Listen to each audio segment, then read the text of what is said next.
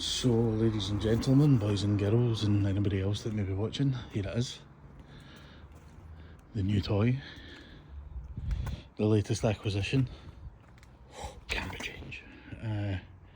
We have a GSX-8S. Just been delivered.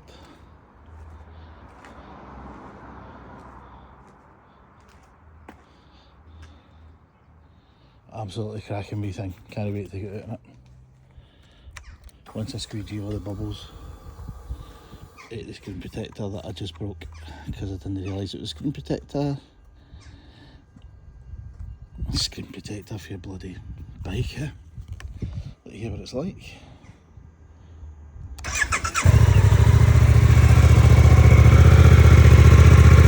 Totally standard.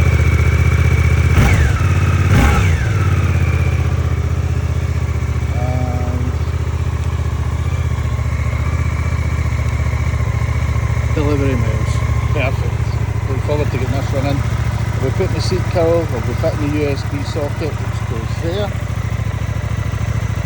and I'm going to fit the Suzuki screen on it as well.